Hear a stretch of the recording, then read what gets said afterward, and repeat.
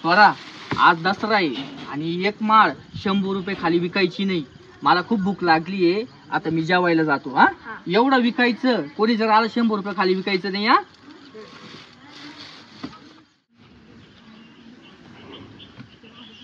विराज, 1 तास आपण इथं बसलोय पण कोणी गिरायकच नाही आला.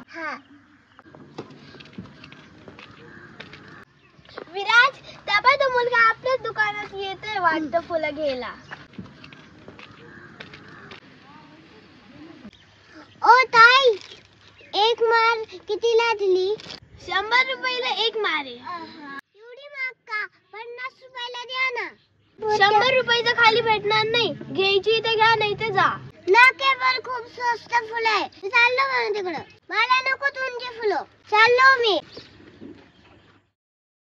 विराज, एक कस्टमर आलं होतं ते पण गेलं. विराज, नाना आपल्याला सांगून गेले 100 रुपयाच्या खाली माल विकायची नाही.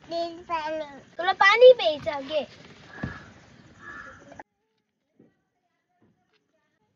मला फुलं घ्यायचे होते, अजून एखादा पण फुलावाला दिसाना.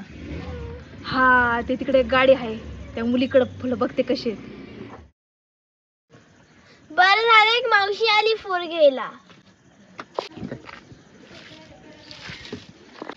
अय दीदी, माळ कशी दिली ग? 100 रुपयाला एक माळ. अगं 100 रुपयाला परवडत नाही, किती सुकलेली फुलं यामध्ये बघ बरं. 50 रुपयाला देऊन टाक. कुठे सुकलेले फुलं दिसताय, एवढी छान तर आहे. अगं याला 50 रुपयाला पण कोणी घेणार नाही, किती सुकलेली फुलं याच्यात. टाक देऊन 50 रुपयाला. पण आमचे नाना सांगून गेले आम्हाला 100 रुपयाच्या खाली माळ द्यायची नाही कोणाला बी. धर हे 50 रुपये. नाही, अगं घे, 50 रुपयाला देऊन टाक. 100 रुपये द्यायचे तर द्या नाही तर जा. नाही 50 रुपयाला दे, कोणीच घेणार नाही, मी बोलते ना. धरे. ओ मावशी, माझी फुलं घेऊन गेले का?